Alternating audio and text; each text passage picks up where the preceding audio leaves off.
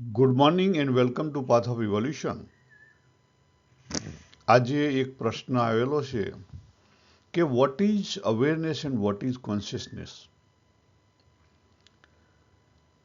પહેલી વસ્તુ કે મારા મતે એની અંદર બહુ ઊંડા ઉતરવાની જરૂર નથી, કારણ કે એ કન્ફ્યુઝિંગ છે. સાયન્સ અને વેસ્ટર્ન વર્લ્ડ અલગ રીતે એક્સપ્રેસ કરે છે, કેટલાક અદ્વૈત અલગ રીતે એક્સપ્રેસ કરે છે અને કેટલાક બીજા હિન્દુ અલગ રીતે એક્સપ્રેસ કરે છે. હું એની અંદર ડીપર નહીં જઉં, પણ તમને ઓવરઓલ મારી જે સમજણ છે એ પ્રમાણે તમને જવાબ આપું. અવેરનેસનો ઉપયોગ જો તમે અદ્વૈતને સમજવું હોય તો અવેરનેસનો ઉપયોગ બે રીતે કરવામાં આવે છે. અવેરનેસનો ઉપયોગ બે રીતે કરવામાં આવે છે. કારણ કે જે સતરૂપી જે સ્ટેટિક અવેરનેસ છે એના માટે કોઈ શબ્દ નહીં, એટલા માટે અવેરનેસનો ઉપયોગ બે જગ્યાએ થાય છે. આપણે જોઈએ અહીંયા આ જે સિમ્પલ એક્ઝામ્પલ છે કે જે પ્યોર તત્વ છે, પુરુષોત્તમ કીધું કે પરબ્રહ્મ કીધું કે બરાબર, પ્યોર તત્વ કે સદાશિવ કીધું, શૈવિઝમમાં સદાશિવ એટલે સમાધિ નિષ્ઠ શિવ. જ્યારે આપણે ટોટલી સમાધિમાં હોઈએ ત્યારે આપણને કોઈ અવેરનેસ ના હોય, કંઈ જ ના હોય. જળ સમાધિ ટાઈપની સમાધિ હોય ત્યારે સમજી લો કે આપણે પ્યોર સ્ટેટમાં છીએ. બધી ક્રિયાઓ લગભગ શૂન્ય જેવી થઈ ગઈ હોય. હવે એમાંથી મૂવમેન્ટ થાય એટલે એ સદાશિવ છે કે હું શું, જળ સમાધિમાંથી બાબુ જાગ્યો. બાબુ જાગ્યો એટલે બાબુને ખબર પડી. બાબુ જાગ્યો એટલે બાબુને ખબર પડી. શું ખબર પડી? તો ભગવાન જાગ્યા તો ભગવાનને ખબર પડી કે ઓ હું શું, એટલે શિવ અને શક્તિ બન્યા. શિવ અને શક્તિ એટલે હું છું એની ખબર પડી, તો મારી અંદર શક્તિ રહેલી છે એ પણ ખબર પડી. હું છું એ ખબર કેવી રીતે પડી? શક્તિના કારણે. યાદ રાખો, એક જ વસ્તુ. બાબુ છે એની બાબુને કેવી રીતે ખબર પડે? એની અંદર રહેલી ચેતન શક્તિના કારણે. રાઈટ? એટલે જે સ્ટેટિક અવેરનેસ હતી ભગવાનની, જે પ્યોર લેવલે સત, એ સ્ટેટિક અવેરનેસ પુરુષ લેવલે, શિવ લેવલે આવી ગઈ. રાઈટ? કારણ કે એને ખબર પડી એટલે ત્યાંથી એ શું થઈ? રેલાવા માંડી. એટલે જે સ્ટેટિક અવેરનેસ છે એને આપણે શું કહીએ છીએ? ચિદાકાશ બ્રહ્મ. અને ચિદાકાશ બ્રહ્મ પણ કહીએ છીએ આપણે.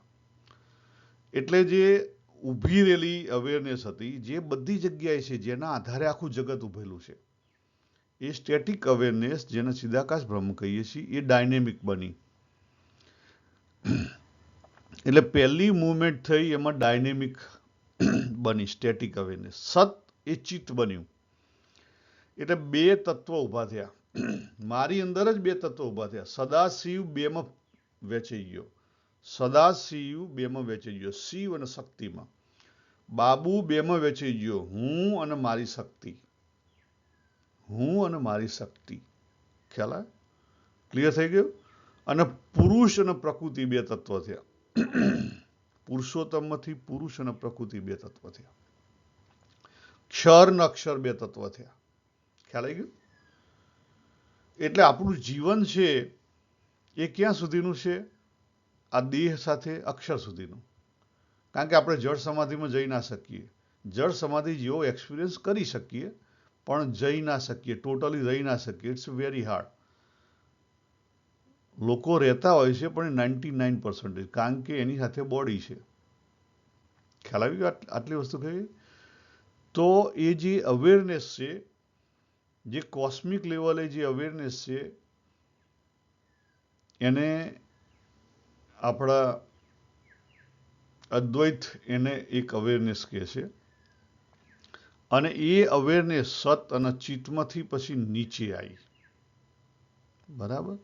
જો અહીંયા આવી નીચે, એમાંથી આખું જગત બન્યું, જગતમાં પછી હું બન્યું, વૈયક્તિક જીવન મારી અંદર, અને એ જ અવેરનેસને મેં એ તરીકે મૂકી મારી અવેરનેસ. પણ મારી અવેરનેસ છે એમાંથી પછી જ્યારે માઇન્ડમાંથી ફ્લો થાય એટલે કોન્શિયસનેસ થઈ જાય. માઇન્ડમાંથી ફ્લો થાય એટલે કોન્શિયસનેસ થઈ જાય. હવે જો અહીંયા પણ ઇસ્યુ છે.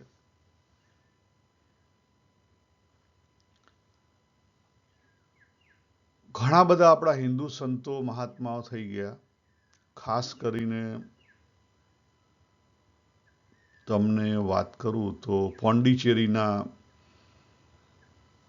જે આશ્રમ છે, અરવિંદો આશ્રમ, શ્રી અરવિંદો, એને લેયર ઓફ કોન્શિયસનેસ આપ્યા.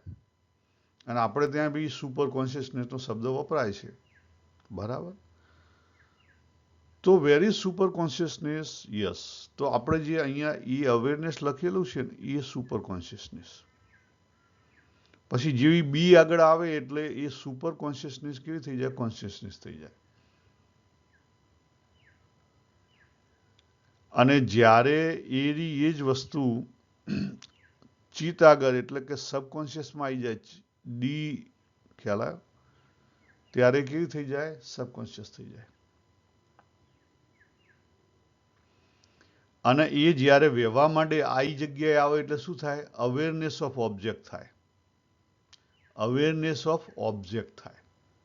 જોજો હા, ખબર પડી? Awareness, consciousness to awareness. આપણે ત્યાં આવી રીતે શબ્દો બોલાય છે. એટલે આ શબ્દોમાં પડતા નહીં તો મુશ્કેલી થશે. આ સાચો મેં એનો મતલબ તમને કીધો. Awareness, consciousness and then awareness. એટલે ઓરિજિનલ અવેરનેસ એ આપણી ચેતન શક્તિ, જેને આપણે પરા કહીએ, બરાબર. સુપર કોન્શિયસનેસ એટલે કોસ્મિક કોન્શિયસનેસ. કોન્શિયસનેસ કોની હોય? કોકની હોય. હું કોન્શિયસ છું કારણ કે મારી અંદર માઇન્ડ છે.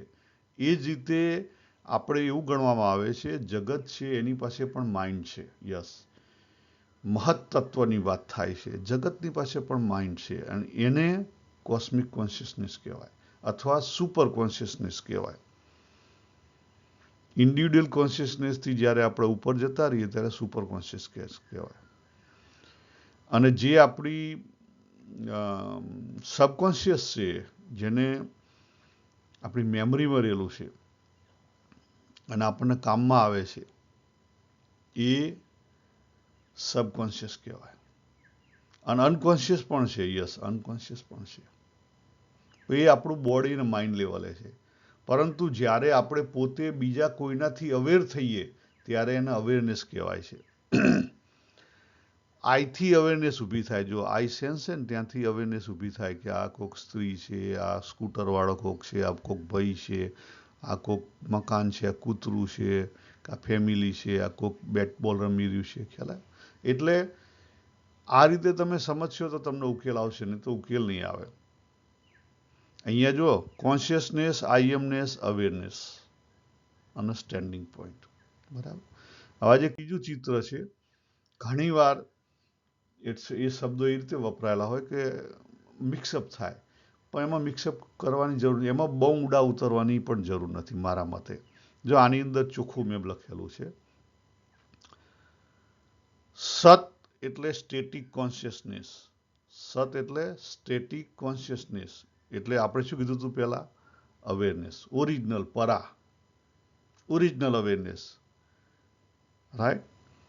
અને ચિત્ત એટલે dynamic consciousness, flow, dynamic awareness આપણે વાત કરી હતી, બરાબર. એટલે કોની ઉપર તમે એપ્લાય કરો છો એની ઉપર આધાર લાગે. આપણે જગતથી લઈએ, પુરુષ અને પ્રકૃતિથી લઈએ તો જે આપણી મેં દેહ ધારણ કર્યો એનાથી પરનું લઈએ ત્યારે અવેરનેસ આવે. મેં દેહથી હું બીજા કોકને એટેચ કરું છું ત્યારે અવેરનેસ નીચે નહીં આવે, પેલી અવેરનેસ ઉપર નહીં આવે. વચ્ચે રહી ગઈ કોન્શિયસનેસ, વચ્ચે રહી ગઈ કોન્શિયસનેસ, બરાબર. આપણે એ આપણી કોન્શિયસનેસ કેવી રીતે વહે છે? તો જ્યારે આપણી અંદર હોય ત્યારે પહેલે શું બને? પરાનો ફ્લો પ્રકૃતિમાં થઈને વહેતો થાય એટલે શું થાય? પ્રાણ શક્તિ અને ચિત્ત શક્તિ બે એકી હાથે આવે અને પછી બધી શક્તિ હેડવા માંડે, પછી રેલાવા માંડે. ખ્યાલ આવી ગયો? તો આટલી વસ્તુ અલગ અલગ જગ્યાએ અલગ અલગ લોકોએ લખેલી છે. એની અંદર શબ્દની અંદર પકડાતા નહીં તો મુશ્કેલી થશે. શબ્દની અંદર પકડાતા નહીં તો મુશ્કેલી થશે. આપણે અહીંયા પૂરું કરીએ. સર્વેને જય શ્રી કૃષ્ણ. હરિઓમ તત્સત. હરિઓમ તત્સત.